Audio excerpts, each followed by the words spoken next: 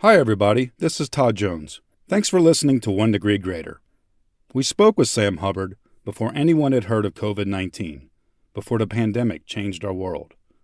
We hope this episode offers some respite, and we wish you the best. Being in the NFL didn't really become a reality to me till my second or third year in college. Getting a good education on the scholarship was always priority number one, and where I saw my future being, and just going to the NFL has really been a great experience and a bonus, if anything. So you were already looking not just NFL, but beyond NFL, right? Yeah, I would say I wasn't even looking at NFL until I really started playing well. And then, that kind of came up first. The only thing that is a little bit scary is that all people my age are starting in a career that they're getting experience in right now, that they'll continue for the next however many years. And I'll be starting fresh when I'm done. Who knows how old, maybe 30 years old, starting fresh in a field that I have no experience in. So that's a little bit scary.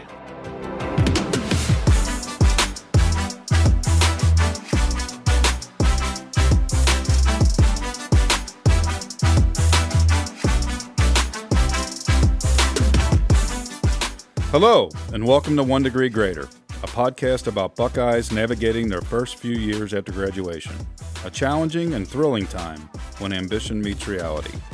Some people want to change the world, but everyone needs to find their place in it. I'm your host, Todd Jones. Thanks for joining us.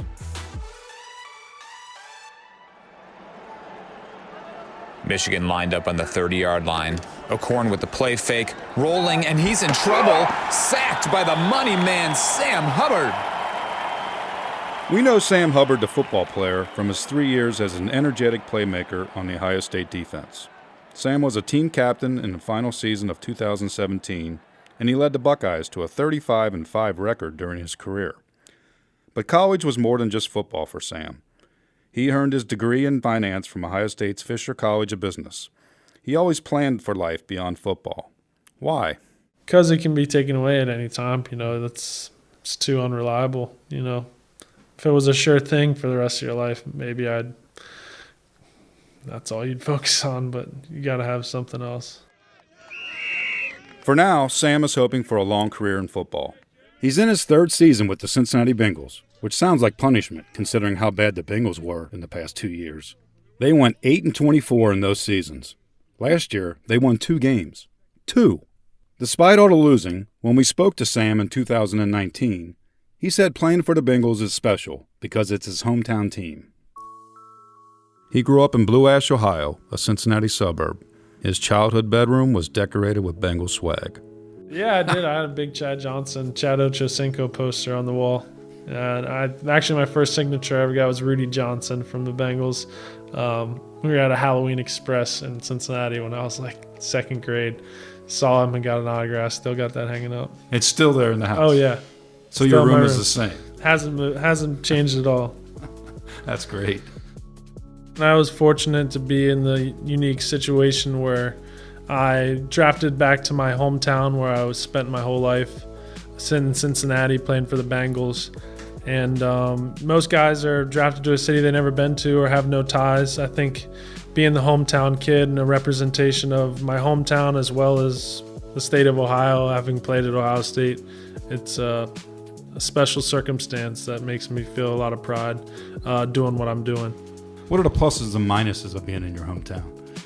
I think there's more pros than cons. My whole family's there. I know the city very well. When you get drafted or you start a new job in a new city, there's a lot to figure out. You got to find out where the right place is to live, to go, meet people. All that stuff was already taken care of for me, and I got to focus just on my job, which was playing football. And that was really a big positive to me. But the negative, if you want to call it a negative, is there's a little bit more added pressure. Some of the pressure for Sam is similar to what anyone can feel when they're starting their first job after graduating from college. You're young, you're unproven, and you're on your own. With the 77th pick in the 2018 NFL Draft, the Cincinnati Bengals select defensive end Sam Hubbard from Ohio State. When the Bengals selected Sam in the third round of the 2018 NFL Draft, he was suddenly no longer in his Columbus cocoon. When you're at Ohio State, you've got a great support system. You've got teachers, coaches, well, for me as an athlete, coaches, teachers to make sure you're, on the right path to success, getting your degree. Once you're in the real world, it's kind of on your own, and that's in a job, same as a professional athlete. You're really responsible for your own success, and I think that makes you feel differently about yourself, a little bit more responsibility. What was the biggest challenge for you starting out? Obviously, physically, it's very tough, but mentally, it's tough too because the speed of the game and the expectations are so fast. It's like a sensory overload. You're just overwhelmed, and it takes weeks and weeks of the season progressing to finally slow things down and feel comfortable, like it is in any job. They need 17 for the first down. The snap, and back to pass. They've got him from behind, and now the ball is tipped right to Hubbard. He's headed down the field, and no one is there. Touchdown, Sam Hubbard! Sam adjusted so well as a rookie that the Bengals made him a starter before his second season. His play was one of the team's few bright spots in 2019. Still, the physical and mental toll of life in the NFL can wear on any player, even someone who loves football like Sam does. Injuries, the way your body feels when you wake up from a game feeling like you got hit by a truck, stuff like that. But long hours, losses, getting,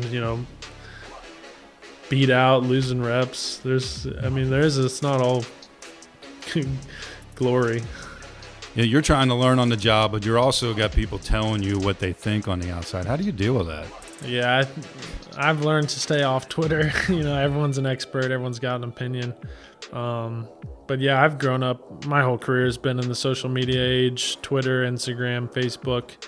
And, I've become equipped to it. You develop hard skin. You don't look at that stuff. I think that the best way to deal with it is just to pay it no mind. And then you got some guy up in the stands with 8 beers in him saying, you don't know what you're doing. Yeah, there's always those guys. The public sees Sam as a gladiator. However, Sam has never defined himself as an athlete first. At Ohio State, he was first-team academic All-American in 2016, a 3-time academic All-Big Ten honoree, and 3 times he was named an Ohio State Scholar Athlete. He graduated in December 2017 with a 3.54 grade point average. What made you a good student? I think time management, and I always went to class. I think that if you just go to class and listen to what the professors say, even if you don't take notes every day, you'll pick up the material pretty well. And we had class checkers too, which kind of tied my hands and made us go. But I think that was time management and just paying attention in class. Who influenced you in terms of like, hey man, just because you're good enough to play in the NFL, you got to have some preparation for beyond that? I'd say that's my dad. He's a lawyer. He's always there to protect me and thinking of the worst case scenario and just having a backup plan. My plan B, as they call it a lot of times, had to be a safe one. And eventually when plan A became the NFL, plan B really, I took it seriously that injury, anything could end this career at any time, and I had to be ready. You kind of chuckle when you said your dad's a lawyer. What? Yeah, he pays attention to the details, the finer things. He's one of the smartest guys I know, so whatever he says, I listen to usually. Knowing who to listen to can be difficult for some young NFL players. Their big salaries attract a lot of offers for business deals and investment proposals.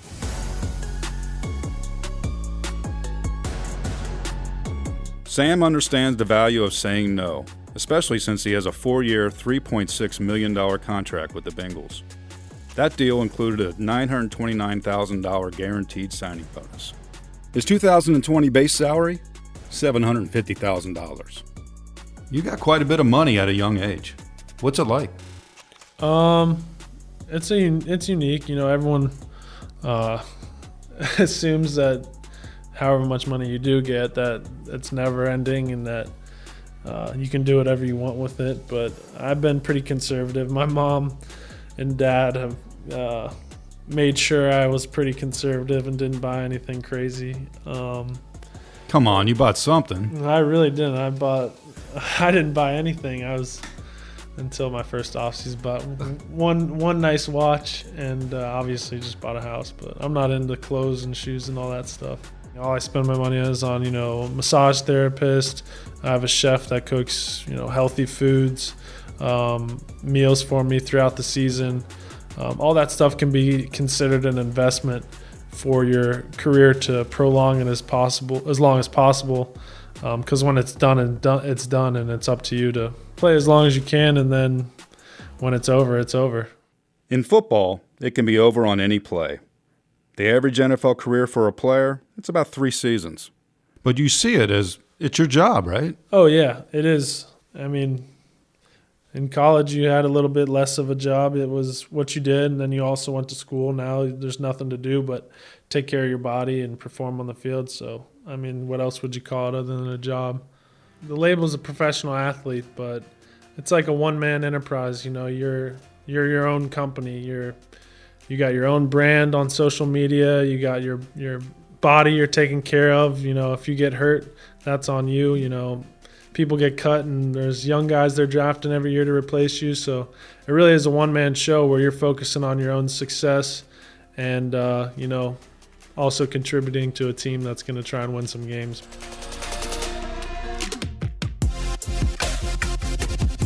Sam is taking care of himself, but he's also trying to do the same with his hometown. In the summer of 2019, he hosted a youth football camp at his alma mater, Moeller High School, where he first met many of the guys who remain his friends today.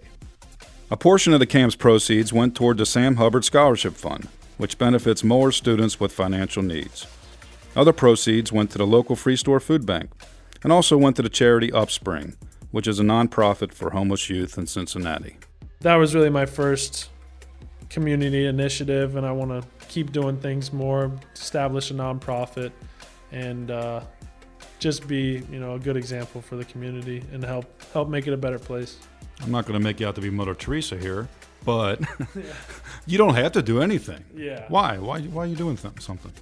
I just feel a sense of responsibility. It also makes you feel good about yourself. If you are in this position and, all you do is get some money and play a couple football games and nothing else, then I don't think I have a very good career. So I want to do a little bit more than play some football. Ohio State definitely helped me, with, all the things we do on the team for the community and things like that. But I think it's just the right thing to do. Mm-hmm. Your mother's a nurse, right? Yeah. So she must have a good heart. Yeah, she's got a great heart. She helps anybody that needs it. Anytime there's my friends, family, anyone has a health issue, she's on the spot there to help. And I probably got that from her. Just the way she, takes initiative and helps people, and is kind of how I am. She's always taught that to us. How lucky we are, how it's tough out there, and you gotta do your part to make it a better world, because there's some crazy stuff going on right now. Hey guys, this is Kristen Schmidt. I'm the producer on 1 Degree Greater. We create this podcast for listeners like you to keep you connected to your alma mater. Did you know your Alumni Association is offering a ton of virtual resources right now? There are online discussions, events, webinars, you name it. From career management resources to book clubs to discussions with other Buckeyes, you're sure to find something that's right for you. So head to go.osu.edu/getvirtual to check it out and find some favorites. That's go.osu.edu/getvirtual. Thanks so much for listening. Now let's get back to the episode.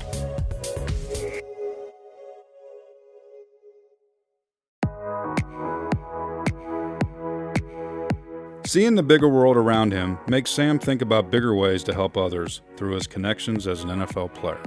I'm pretty passionate about the environment and environmentalism, but I want to start with the community first. If there's 1 in 5 kids in Cincinnati are still going hungry, I think that needs to be addressed first. So whether it's partnering with the Free Store Food Bank and raising more money to feed the people in the city, I'm going to really focus on the community first, and then maybe one day take it even bigger.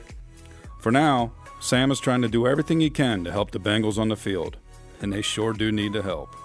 Still, Sam Hubbard says he doesn't want to be known only as a football player. That was the case at Ohio State, and it's still the case now.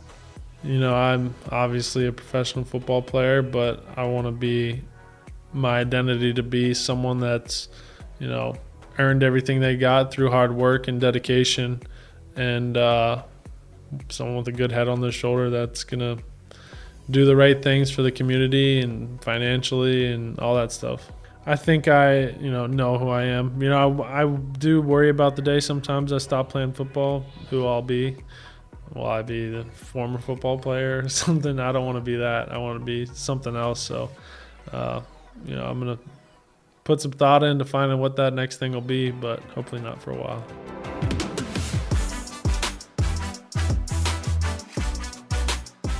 This has been a production of The Ohio State University. Kristen Schmidt is our producer. Matt Stessner is our sound editor. Creative and strategic support comes from Justin Bell, Jay Hansen, Monica DeMaglio, and Randy Walk. Thanks to Aaron Nestor, the Assistant Director of National Broadcast Media at Ohio State, for his help recording our interview with Sam at the Bricker Hall studio. Thanks also to Doug Dangler and his team at the College of Arts and Sciences Tech Studio for their help in recording this episode. And a big thanks to Sam Hubbard, who was thinking about finance long before he ever played for the Buckeyes or Bengals. We were on vacation in Florida. I don't even know what grade, 4th grade or so. And me and my little cousin, who was way younger than me, I suckered her into starting a seashell necklace business where we would just poke a hole in seashells, put a string in them, and make all our family members buy them for like $1 or $2 and make money that way. And how did it do? It went pretty good. Once everyone in the family bought one, we made them buy another because we ran out of customers. But yeah, there's stuff like that I did growing up. Give me another one. I had a newspaper that I wrote in like 2nd grade. I think it was called like the Cincinnati Sam. Sam? Yeah. Sold that to a couple neighbors, brought it into school for extra credit. That's all I got. You were the writer? Yeah. Oh, no, I just did it to make money. Give Sam a follow on Twitter at Sam_Hubbard_. Just don't blame him too much for the Bengals. Visit us at go.osu.edu/1degreegreater to explore our other episodes. If you enjoyed this show, please spread the word and give us a rating and review. We'd really appreciate that. And thanks for listening.